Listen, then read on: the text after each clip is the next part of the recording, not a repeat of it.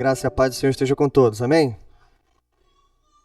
Estamos felizes hoje, como todos os domingos, mas um pouquinho mais animados do que o normal.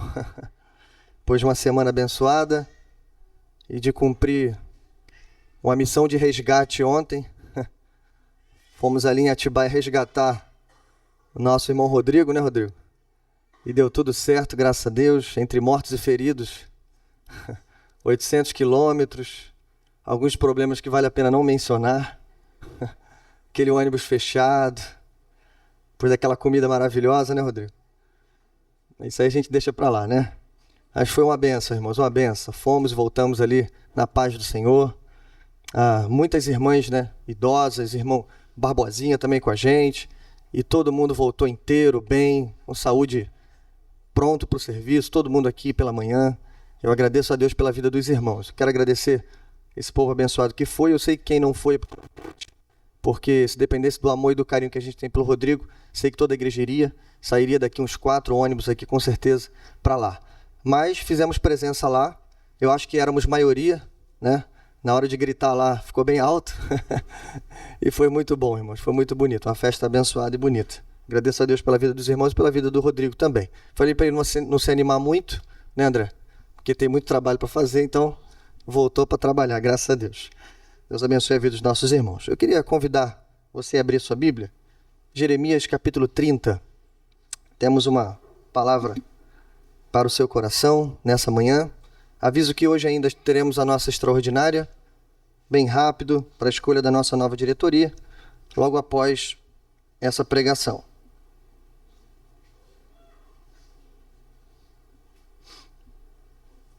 Jeremias capítulo 30. A gente vai ler só do verso 1 até o verso de número 3. Acho que é isso. Isso. Mas deixa sua Bíblia aberta. Nós vamos fazer um passeio pela Escritura aí. Eu te convido a passear comigo. O tema da nossa reflexão se chama O Desafio do Verdadeiro Recomeço. O Desafio do Verdadeiro Recomeço. É o que vamos refletir em poucos minutos. Diz assim o nosso texto. Esta é a palavra que veio a Jeremias da parte do Senhor. Assim diz o Senhor, o Deus de Israel. Escreva num livro todas as palavras que eu lhe falei. Certamente vêm os dias, diz o Senhor, em que mudarei a sorte do meu povo, Israel e Judá, e os farei retornar à terra que dei aos seus antepassados, e eles a possuirão, declara o Senhor. Amém, irmãos? Esse é o nosso texto. Nós vamos prosseguir falando do capítulo 30, pelo menos até o capítulo 32. Deixe sua Bíblia aberta. Bom, o tema é esse, o desafio do verdadeiro recomeço. Eu sei que quando a gente fala a palavra recomeço, muita coisa passa pela nossa cabeça. Então, deixa eu orientar a nossa reflexão para você não pensar algo errado. A pergunta é, qual é o maior desafio de um recomeço? A segunda pergunta vai te ajudar a responder a primeira. Talvez não, mas talvez ajude. Por que os nossos recomeços precisam de recomeços? Porque, geralmente, quando a gente faz uma resolução, um plano, um compromisso, porque geralmente isso não dura muito tempo. É só você pensar, segunda-feira eu começo a dieta, não é assim? Agora eu vou para a academia 5 vezes por semana, não é isso? Mas 2025 a chave vai virar, né? Passa 2025 e a gente meio que não consegue cumprir certos compromissos. Então, por que os nossos recomeços precisam de outros recomeços? Então é óbvio que eu não estou falando de recomeços que já começam com pensamento de fracasso. Não estou falando de simples recomeços, de pequenas resoluções ou atitudes que a gente toma por força de vontade. Não é isso. Nessa manhã, a gente vai falar sobre o verdadeiro recomeço. A verdade é que cada ser humano precisa recomeçar. Mas não um recomeço que vai durar uma semana. Como eu disse, um compromisso que dura 1 ano. Não. Mas um recomeço verdadeiro. Um recomeço definitivo. E aí a pergunta fica mais grave ainda. Qual é o maior desafio para um recomeço desses? para esse tipo de recomeço? Bom, eu adianto que, olhando para a situação do povo de Judá, indo para o cativeiro, e os leitores que já estavam lá, eu adianto que não adianta mudar de lugar. Mudança geográfica não resolve o problema. Não adianta levar de Judá para a Babilônia ou da Babilônia para Judá. Isso não resolve. Segundo, mudança de conduta baseada num código moral que aponta a conduta, mas não altera o caráter, menos ainda. Não adianta fazer uma convicção forte, uma resolução bem produzida, colocar força de vontade e dizer, agora vai. Isso também não resolve. Será um recomeço que vai precisar de um recomeço. Bom, o grande comentarista bíblico Warren Wiersbe resume esse grande problema para a gente de uma forma espetacular. Olha o que ele diz. Qualquer plano para melhorar a sociedade que ignore o problema do pecado está destinado ao fracasso. Não basta mudar o ambiente, pois o coração de todo problema é o problema do coração. Deus precisa mudar o coração das pessoas para que desejem amá-lo e fazer a sua vontade. Amém? Já pode parar aqui, né? Warren Wiersbe acertou de forma precisa, porque o coração de todo problema é o problema do coração. Eu acredito, irmãos, que nesse trecho de Jeremias, que vai do capítulo 30 ao capítulo 33, o que os teólogos chamam de o livro das consolações, capítulo 30 ao 33, onde Deus manda Jeremias escrever um livro. E dentro desse livro, nesses 4 capítulos, uma série de promessas serão feitas. Eu acredito que essas promessas vão desenhar para a gente pelo menos 3 mudanças significativas que provocam um verdadeiro recomeço. E eu acredito que esse recomeço que aconteceu na vida do povo de Judá, também aconteceu na vida do povo de Deus hoje. Também aconteceu na vida da igreja e precisa acontecer ainda na vida de todos aqueles que professam o nome do Senhor Jesus. Bom, eu peço então que você me acompanhe. Nós vamos navegar por essas 3 mudanças e a primeira delas é um novo rei. A primeira coisa que o povo precisa é de um novo governante. Então vamos ver isso. De novo, vamos voltar a Jeremias capítulo 30, mas deixa sua Bíblia aberta, a gente vai ler e vamos passear nela aqui. Bom, o livro de Jeremias, irmãos, tem sido taxativo em falar sobre a liderança de Judá. A gente viu em capítulos e pregações anteriores que uma espécie de desfile dos reis foi feito. A gente sabe que o período final de Judá foi caótico. 4 reis maus, perversos, que só mudavam o nome. Todos eles, sem exceção, membros da mesma família, todos descendentes ou parentes de Josias, o grande rei reformador de Judá. Mas vimos que nada disso adiantou. Eles fizeram o que era mal aos olhos do Senhor. Segunda coisa significativa que fizeram, eles ouviram a profecia de Jeremias. E, ao invés de cumprir a profecia, se submeter à profecia, à palavra de Deus, eles reagiram contra.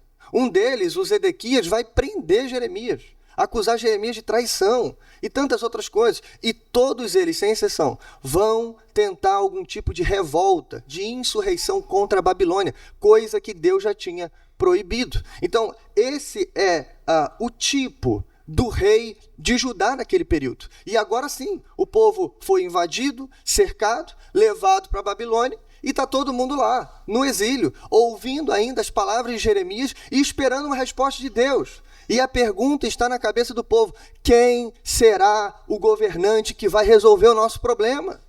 Quem será o libertador de Israel? Quem vai unificar a nação? Quem vai nos levar de volta para casa? Como ele será? Quem será? De qual família será? Será um descendente de Joaquim? Ou de Zedequias? Quem será ele? Bom, essa resposta é dada mais uma vez no capítulo 30. Mas antes de responder o tipo de rei que virá, Deus ele deixa claro para Israel e para nós qual era o problema de Judá. Se você ler dos versos 1, a gente vai fazer isso agora, mas se você ler dos versos 1 ao 15, Deus vai enfatizar o problema de Judá. E aqui ele usa uma figura muito interessante, que é a figura da doença. Deus vai olhar para Judá e vai dizer literalmente: olha, vocês estão com uma ferida mortal. 2 coisas: essa ferida não cicatriza, e segundo, ela é incurável. É interessante, irmãos, essa linguagem, mas a linguagem que Deus usa aqui, embora pesada, não pode ser confundida. Você não pode ouvir essa palavra e dizer assim, tá vendo? Ninguém resolve o problema de Judá. De certa forma, é isso que Deus quer causar no povo. Deus está escrevendo para o povo que está lá no exílio, o povo que já está no cativeiro. E é assim para eles refletirem e pensarem, olha, essa ferida, ninguém pode resolver o problema. E literalmente, ninguém, exceto o nosso Deus, o poderoso Deus. É isso que ele quer causar. É claro, irmãos, que quando Deus diz que a ferida não cicatriza, a ferida é incurável, ele está dizendo daqui para lá, e não de lá para cá. Porque é muito óbvio que Deus pode fechar a ferida e curar a ferida de Judá. É muito óbvio. Mas é isso que Deus quer provocar. Deus quer dizer que vocês, com a força de vocês, com a sabedoria de vocês, com o melhor rei que vocês puderem reunir, não poderá curar Judá. E a pergunta continua, então quem vai curar? Quem vai resolver o nosso problema? Bom, aí a gente vai para o verso 21 e 22. E aí a gente vai ler o seguinte: seu líder será um dentre eles, seu governante virá do meio deles. Eu o trarei para perto, ele se aproximará de mim, pois quem se arriscaria a aproximar-se de mim? Pergunta o Senhor. Por isso, vocês serão o meu povo, e eu serei o seu Deus. Veja, irmãos, esse é o tipo de rei que Deus trará. Alguns versos antes, no verso 16, Deus diz, eu vou curar a ferida de Judá. No verso 17 ele diz, todos os que a devoram serão devorados. Farei cicatrizar o seu ferimento e curarei as suas feridas. Deus está dizendo, não será um homem que vai resolver o problema de vocês. O líder mais carismático que vocês conhecem não vai resolver o problema. Quem resolve o problema de Judá? O próprio Senhor Deus, o Todo-Poderoso. É isso que ele está dizendo. E como é que vai ser esse rei? 3 coisinhas rápidas sobre o novo rei. E afirmo aqui, irmãos, que Judá não precisava apenas de um novo rei. Judá precisava de um novo tipo de rei. Como eu disse, não é um rei humano. Não é alguém apenas da linhagem de Davi. Isso não bastava. Precisa ser alguém forte e poderoso. Alguém separado dos pecadores, alguém santo e culpável, alguém que levaria o povo de volta para Deus. E a gente sabe o nome dele, né? Mas calma, segura, vamos chegar lá. Primeira coisa sobre esse rei, ele será um príncipe maravilhoso. É isso que significa a palavrinha que a NVI traduziu por líder, a palavrinha Adir em hebraico. Essa palavra era usada para os grandes príncipes de Israel, e ela significa grandioso ou maravilhoso. Veja, irmãos, que literalmente Deus está dizendo que esse novo rei será maravilhoso. Você consegue pensar num rei maravilhoso? Calma, segura o nome dele. Segundo lugar, o texto diz, Deus diz, ele será como nós. Por quê? Virá do meio deles. Será um dentre eles. Uma pergunta que estava no coração do povo que está no cativeiro. Os comentaristas todos falam isso, é que, já que estamos no exílio, e agora a Babilônia é que escolhe os nossos governantes, será que daqui a 70 anos, quando a gente for liberto, será que o governante que vai restaurar Israel será um estrangeiro? Será talvez um rei do Egito? Um rei da própria Babilônia? Algum outro governador? Será talvez Herodes o Grande, aquele grande governador que reconstruiu o templo? Será alguém de fora? Essa era uma pergunta real e que habitava no coração do povo, mas de acordo com a lei de Deus em Deuteronômio, o rei deveria sempre ser um judeu. Deveria ser da comunidade da aliança, da comunidade de Israel. Então, em primeiro lugar, o que Deus está dizendo é, ei, não será um estrangeiro, vai ser um de vocês, vai sair do meio de vocês. Mas veja, irmãos, não será totalmente igual a vocês. Porque embora ele seja e ele será plenamente homem, ele será também plenamente Deus. É o Deus homem, é aquele que vai vir de cima para resolver os nossos problemas. Terceiro lugar, veja, esse tipo de rei será um rei sacerdote. O nosso texto, a linguagem do texto diz, eu o trarei para perto, ele se aproximará de mim, pois quem se arrisca a se aproximar de mim? Irmãos, essa linguagem é uma linguagem sacerdotal. Vocês sabem disso, no Antigo Testamento não era qualquer um que podia se aproximar do Senhor.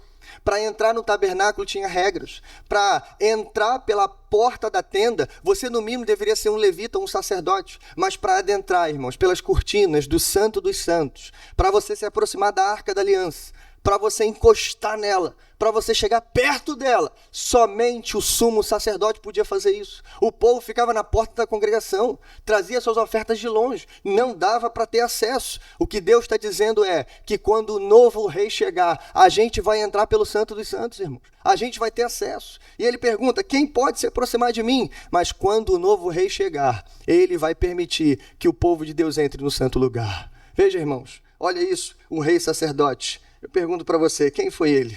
Quem foi o nosso rei sacerdote? Quem foi aquele que fez o sacrifício derradeiro? Não somente pelo povo, mas, ou melhor, não somente uma vez a cada ano, mas de uma vez por todas. Quem foi ele? Hebreus capítulo 7, verso 24, responde para a gente. Escute isso. Mas, visto que vive para sempre, Jesus tem um sacerdócio permanente. Portanto, ele é capaz de salvar definitivamente aqueles que, por meio dele, aproximam-se de Deus, pois vive sempre para interceder por eles.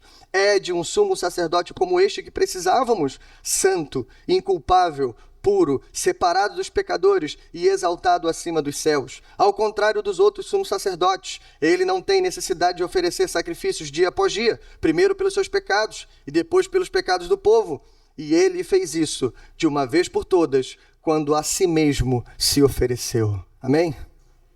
Esse é o nosso rei, um rei e sacerdote. E eu quero encerrar essa primeira parte, a primeira mudança, o rei que precisamos, o novo tipo de rei, o nosso Senhor Jesus. E a pergunta, irmãos, é muito simples.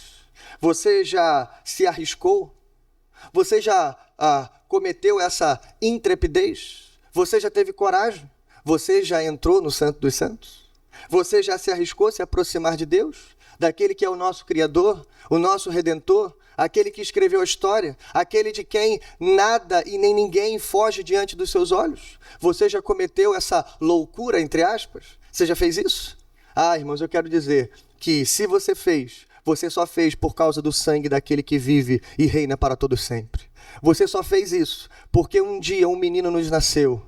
Um filho nos foi dado e o governo e a majestade estava sobre os seus ombros. E como diz a palavra do Senhor ao próprio Isaías, ele será chamado maravilhoso conselheiro, Deus forte, príncipe da paz e pai da eternidade. Veja, irmãos, esse é o nosso rei. Então eu digo, se você ainda não se arriscou a se aproximar do Santo dos Santos, eu quero dizer para você, ainda há tempo, ainda há chance. Jesus está aqui entre nós. O seu sangue foi derramado na cruz em seu lugar. Então tome posse do sangue e entre no Santo dos Santos. Bom, um novo rei nós temos. Mas ainda, irmãos, precisamos de mais uma mudança. A segunda mudança que Deus vai imprimir nesse livro de consolações é uma nova aliança. Me acompanhe, vire sua página, vamos para o capítulo 31. Vamos ler, capítulo 31, verso 31. Uma nova aliança. Diz assim, estão chegando os dias, declara o Senhor, quando farei uma nova aliança com a comunidade de Israel e com a comunidade de Judá. Não será como a aliança que fiz aos seus antepassados, quando os tomei pela mão para tirá-los do Egito, porque quebraram a minha aliança, apesar de eu ser o Senhor deles. Bom, irmãos, a segunda mudança que o povo precisava, com certeza, era uma mudança de caráter. Eu comecei dizendo que mudar de lugar não adianta. Mudar de círculo de amizade não adianta. Mudar de roupa não adianta. Mudar o linguajar não adianta. Mudar o código de lei sobre o qual você era subjugado também não adianta. O problema nunca foi a lei de Deus, e a gente já vai falar disso. O problema não era a antiga aliança, o problema do homem continua e sempre será o seu próprio coração. Então não adianta colocar e imprimir a lei mais perfeita, dar ela pra gente, ensinar ela pra gente, a gente decorar cada uma das proibições, cada uma das ordenanças. Sabe por quê? Porque não adianta colocar um código de conduta sem antes mudar o coração. Bom, é isso que Deus vai fazer por meio de Cristo ao seu povo. Mas antes de falarmos dessa lei, dessa aliança, o capítulo 31, irmãos, é um dos capítulos mais maravilhosos da Escritura Sagrada. E talvez você ainda não tenha degustado esse capítulo. E eu não posso chegar no verso 31 sem passar pelos 3 primeiros versos, porque é um texto comovente. A gente precisa ler isso aqui. Deus começa a falar da restauração de Israel, lembrando da primeira restauração que ele fez com o seu povo, quando ele tirou o seu povo do Egito. E as palavras escritas aqui, irmãos, não podem ficar somente para aquele povo que caminhou no deserto. Não é uma palavra somente para o antigo Israel, para os hebreus, muito menos para os exilados. É uma palavra que tem elementos eternos. Então, irmãos, eu quero que você leia isso se apropriando dessa promessa. Afinal, você é herdeiro e co-herdeiro dos filhos de Abraão. Diz assim: esta é a palavra que veio a Jeremias da parte do Senhor. Assim diz o Senhor, o Deus de Israel. Ou melhor, estou lendo 30, ó. Misericórdia. 31, vamos lá. Naquele tempo, diz o Senhor, serei o Deus de todas as famílias de Israel, e eles serão o meu povo. Olha isso. Assim diz o Senhor, o povo que escapou da morte e achou favor no deserto, quando Israel buscava descanso. Eu, o Senhor, lhe apareci no deserto dizendo, eu amei com amor eterno e com amor leal a atrair. Veja, irmãos, aqui está o compromisso de Deus para o seu povo. E como eu disse, não apenas para o antigo Israel, mas para todo o seu povo, também para a igreja. Aqui está a base de onde seria escrito e promulgado a nova aliança. Mas antes de irmos para a nova aliança, a gente precisa lembrar da antiga também. Porque o que não pode ser ensinado aqui hoje, e você sair daqui pensando se a nova aliança é tão perfeita assim, então a antiga aliança não era. Você não pode sair daqui pensando que esse amor eterno e essa bondade que atraiu o povo de Deus só começou na nova aliança. Não, irmãos. A antiga aliança também é reflexo do caráter, da bondade e do amor de Deus. Esse amor, como ele mesmo disse, não é temporário, é eterno. Então ele não começa na plenitude dos tempos. Ele não começa quando a Virgem concebeu, quando Cristo veio ao mundo. Não! Ele começa, irmãos, lá desde a criação do mundo, quando o Cordeiro já tinha sido preparado para nós, para a nossa redenção.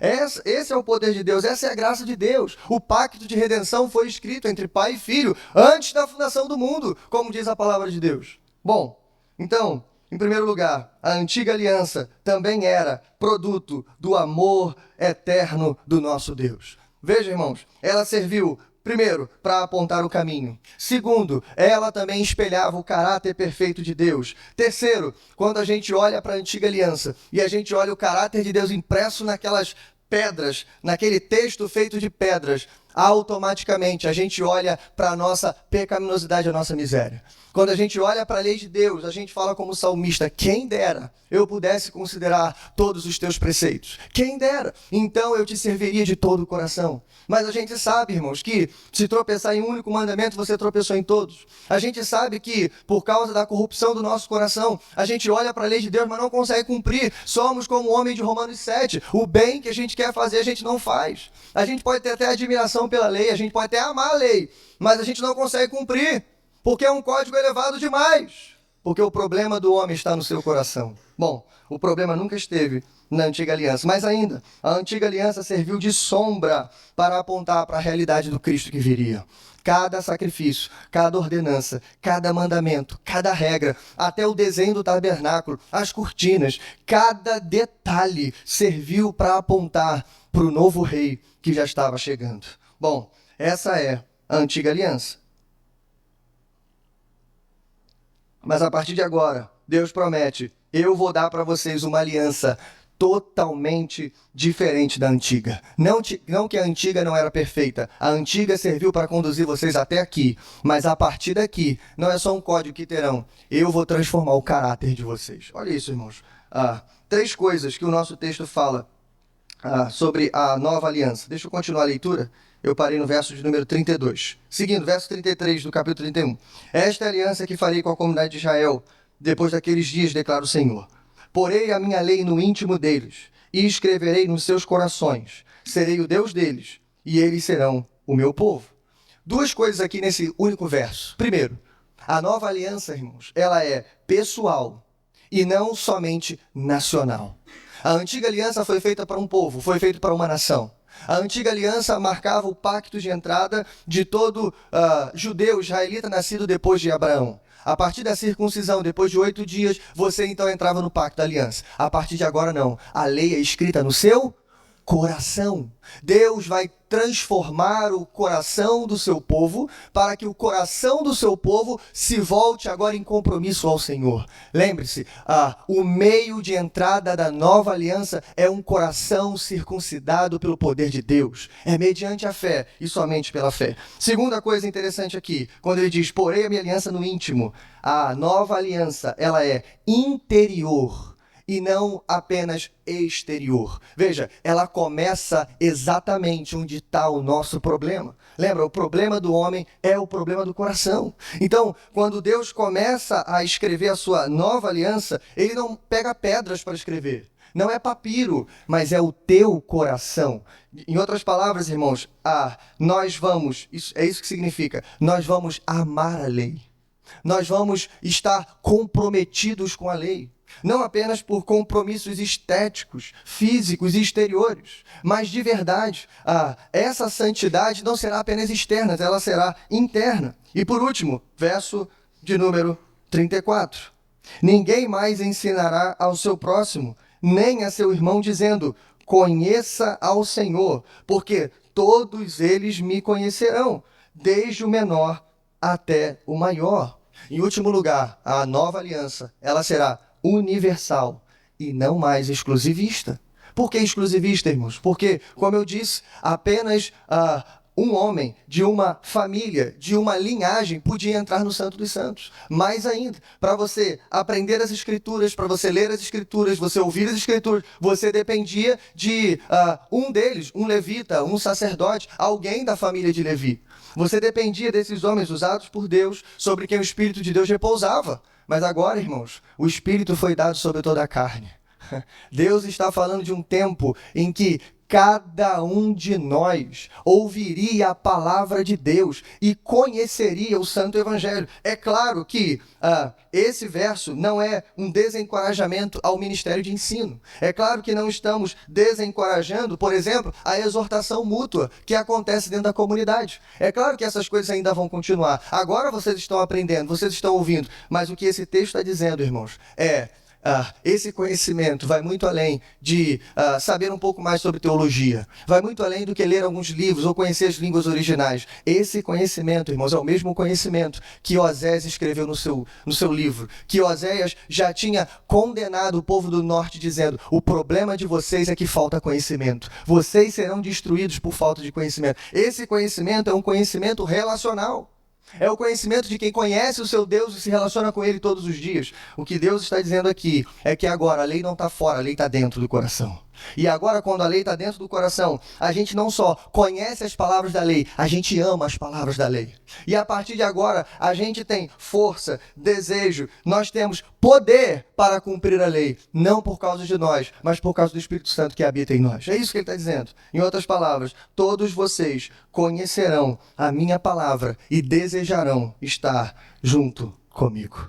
Bom, Warren Wiersbe diz ainda, a antiga aliança procurava controlar a conduta, enquanto a nova aliança transforma o seu caráter. E eu pergunto para você, você sente isso? De verdade? Você olha para a sua vida e você sente, eu conheço o Senhor? Eu sei que sim, mas eu sei que eu falo para pessoas aqui que, apesar de suas falhas, apesar de suas dificuldades e suas limitações, podem olhar para a sua vida e para o seu coração e dizer, eu conheço o meu Senhor. Pense nisso, irmãos. Eu sei que pecamos, eu sei que o pecado ainda causa horrores em nossa vida. Eu sei que o pecado mancha a nossa biografia. Eu sei que o pecado causa tristeza em nossos corações. Eu sei mais disso do que qualquer um aqui. É triste, irmãos, ter que pecar e, sujo do nosso pecado, ainda ter que encarar o Santo dos Santos. E dizer, Senhor, pequei, estou constrangido, me perdoa.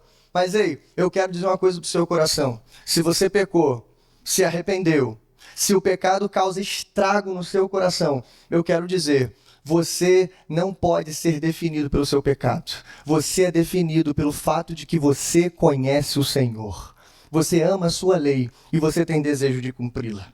Bom, terceiro e último lugar, para caminharmos para o fim. Já vimos a primeira mudança, um novo rei. A segunda, uma nova aliança. Então, por último, irmãos, ainda está faltando uma promessa. E essa promessa não podia ficar de fora. Nós teremos uma nova terra. É isso que, basicamente, Jeremias vai falar do capítulo 32 ao 33. Eu vou meter o 32 por causa do nosso tempo, mas eu acredito que o 32 já resume bem para a gente aqui. Início do capítulo 32 diz assim: Esta é a palavra que o Senhor dirigiu a Jeremias no 10º ano do reinado de Zedequias, rei de Judá. Eu queria que você prestasse atenção nos detalhes que o texto vai dar para você entender o contexto da promessa de uma nova terra. Então preste atenção, por gentileza. 10º ano do reinado de Zedequias, rei de Judá, que foi o 18º ano de Nabucodonosor. Sabe que ano é esse aqui? Para situar você no tempo e no espaço?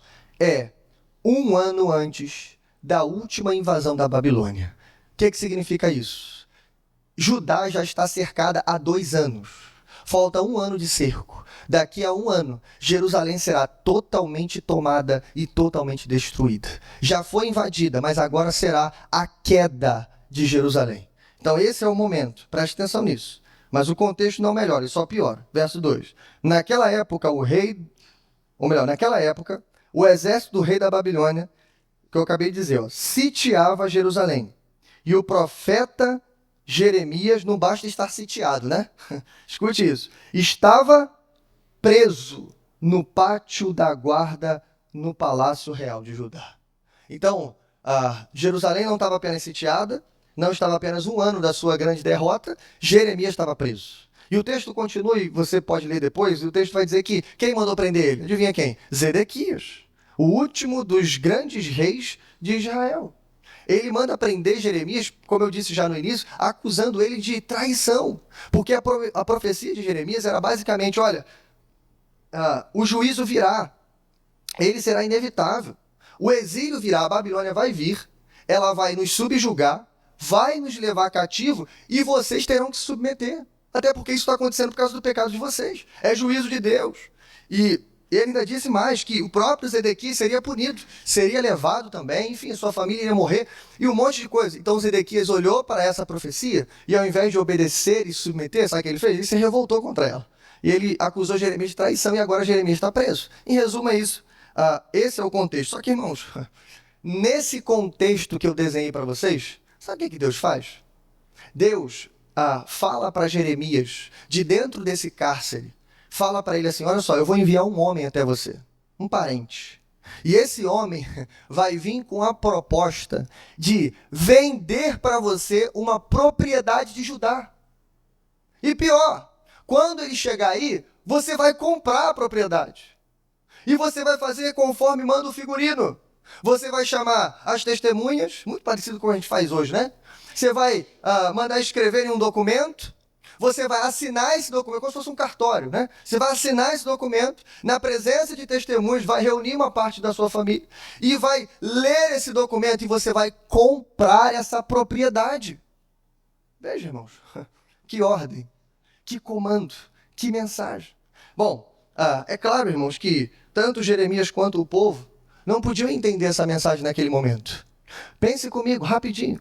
Como? Por quê? Comprar uma propriedade de uma cidade sitiada. Que, como o próprio Jeremias vai escrever no 32, que da cidade, do pátio, você consegue ver as escadas da Babilônia, cercando os muros, pronto para invadir.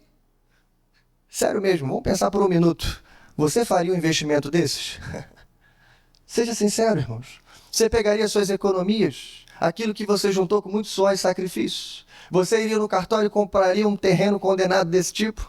Você faria isso? Eu tenho certeza que sim, se fosse ordem de Deus. E é claro, irmãos, foi ordem do nosso Senhor. Bom, Jeremias, obviamente, ele vai orar ao Senhor. Mas antes da oração, irmãos, escute o que está escrito no verso número 15, para você entender por que Deus mandou ele comprar esse terreno numa terra arrasada. Diz assim, verso 15.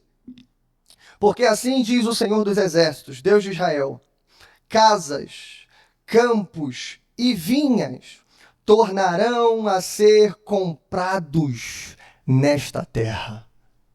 Aqui, não sei você, mas a gente já consegue ter um vislumbre de por que Deus está tomando essa atitude que parece um pouco ilógica aqui. Por que comprar um terreno numa terra que será arrasada e conquistada? É porque Deus está olhando para o futuro. É porque Deus está colocando no coração do povo uma semente de esperança. Ele está dizendo assim, olha, façam esse investimento seguro e preciso, porque hoje a terra não vai valer nada, mas daqui a um tempo ainda será disputada. Comprarão casas, terrenos, fazendas, propriedades neste mesmo lugar. Isso aqui, irmãos, era o compromisso de Deus sendo assinado diante do povo. Era Deus dizendo que eu vou levar vocês, mas eu os trarei de volta. E quando eu trouxer de volta, essa terra terá todo o valor e ainda valerá mais ainda do que ela já valeu um dia. É claro, irmãos, que Jeremias deu uma balançada aqui. Mas como homem de Deus, o que ele fez? Ele foi orar. Verso 17, ele diz assim, soberano Senhor, tu fizeste os céus, a terra, pelo teu grande poder e por teu braço estendido. Nada é difícil demais para ti.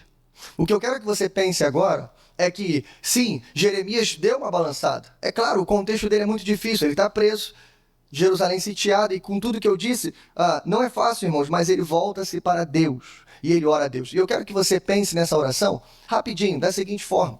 O que Jeremias está fazendo aqui, em primeiro lugar, é consolar o seu próprio coração.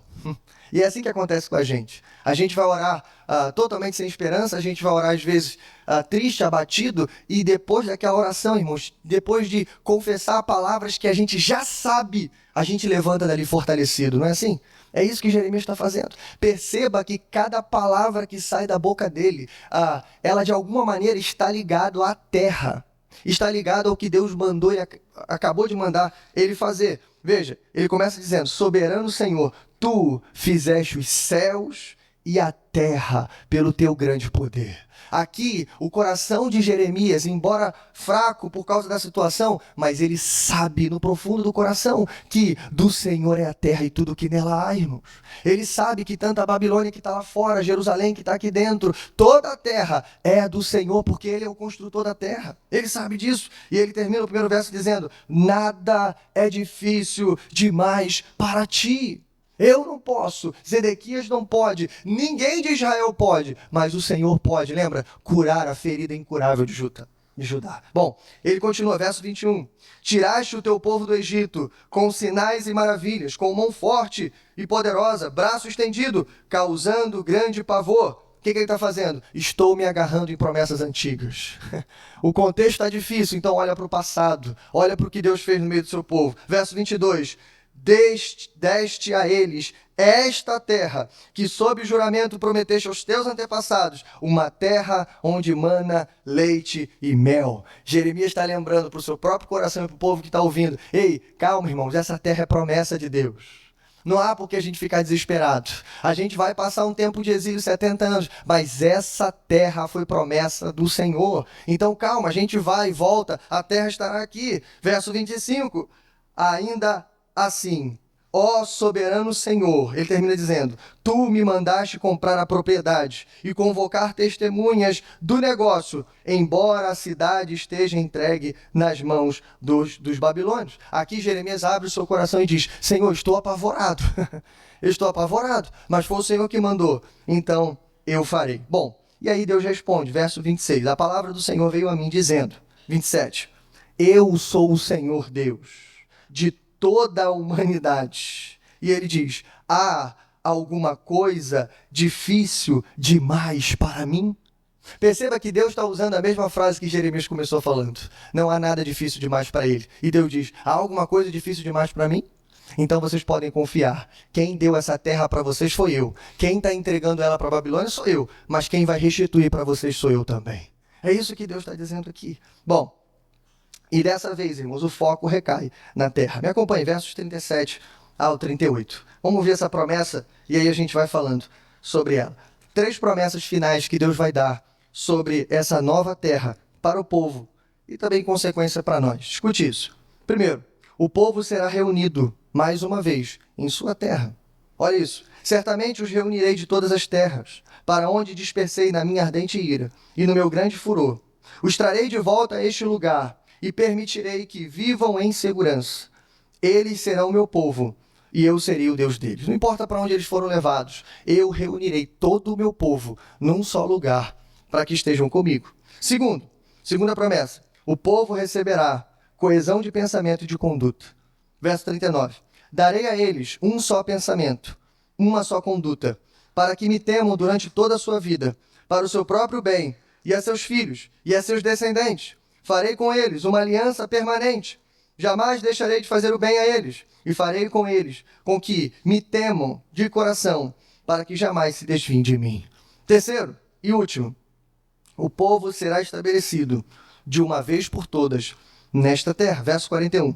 Terei alegria em fazer-lhes o bem, e os plantarei firmemente nesta terra, de todo o meu coração, de toda a minha alma. Sim, é o que farei. Verso 42. Assim diz o Senhor, assim como eu trouxe toda esta grande desgraça para este povo, também lhe darei a prosperidade que lhes prometo. De novo, veja isso, serão compradas propriedades nesta terra, da qual vocês dizem, é uma terra arrasada, sem homens, sem animais, pois foi entregue nas mãos dos babilônios. Propriedades serão compradas por prata e escrituras serão assinadas, seladas diante de testemunhas no território de Benjamim, nos povoados ao redor de Jerusalém, nas cidades de Judá e nas cidades dos montes de Cefelá e Neguebe, porque eu restaurarei a sorte deles, declara o Senhor. Bom, irmãos, eu não sei se você percebeu alguma coisa diferente, mas assim como o novo rei e assim como a nova aliança foram prometidas tanto para Israel quanto para a gente, da mesma maneira, a nova terra também. Eu não sei se você percebeu, mas a profecia de Jeremias vai muito além, irmãos, do território de Judá, ou do território de Jerusalém, ou do território de todo Israel, daquele lugar físico que lá está, onde há uma briga muito grande por aquele lugar. Não. Lembra que eu disse? Tudo isso era sombra daquilo que viria depois. Quando a gente olha para os patriarcas, Hebreus capítulo 11 vai dizer que eles receberam sim a promessa de uma terra. Sim, era uma terra que manava leite e mel, mas eles não estavam em busca de uma cidade ou melhor, de uma cidade terrena. Eles estavam em busca de uma pátria celestial. Um lugar, irmãos, que não se pode tocar, que não se podia ver, mas eles sabiam pela fé que chegariam até lá. Bom, quando você pensa nessa cidade, quando você pensa nessa terra, eu quero dizer para o seu coração, ei, há uma promessa de uma nova terra para você também. Há uma promessa de um lugar, irmãos, que todos nós, como exilados, um dia chegaremos lá. A gente não sabe, a única dúvida que temos é se ela virá até nós ou se nós iremos até ela. Mas o que eu posso garantir para você nessa manhã é que há um novo céu e uma nova terra preparada para você morar. E assim como essa profecia foi dada para aquele povo num tempo de cativeiro, num tempo de desespero e incertezas, dizendo assim, olha, compre um terreno, uma propriedade nesse lugar, onde hoje ninguém dá nada, mas amanhã as pessoas vão disputar por esse lugar. Isso, irmãos, fala sobre a nossa fé na palavra do nosso Deus. Isso fala sobre o compromisso que temos que ter, porque a verdade é, quando olhamos para os governos, nós vemos desgraça. Quando olhamos para a sociedade de modo geral, nós vemos violência, nós vemos medo, corrupção, pecado. A gente vive exatamente como nos dias de Abacuque. A gente olha para o lado, olha para fora e grita, até quando, Senhor? É exatamente isso. Então, quando a gente olha para a nossa Jerusalém, a gente não consegue entender como isso aqui pode ser transformado. Como um dia poderemos viver em paz. Como um dia isso aqui será nosso. Como reinaremos com o Senhor. Mas o que nós aprendemos nessa palavra com o nosso Deus, e dito isso a Jerusalém, existe um novo céu e uma nova terra preparados para nós. E eu queria ler esse texto junto com você. Eu quero pedir que você abra comigo Apocalipse capítulo 21. Eu queria encerrar essa leitura, ou esse sermão, lendo isso com você.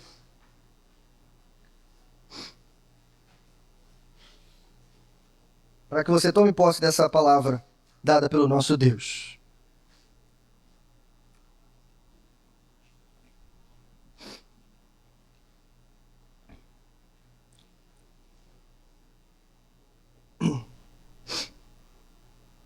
Amém? Vamos ler do verso 1 ao 4.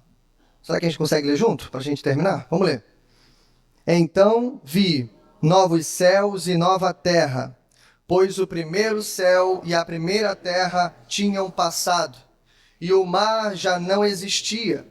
Vi a cidade santa, a nova Jerusalém, que descia dos céus, da parte de Deus, preparada como uma noiva adornada para o seu marido.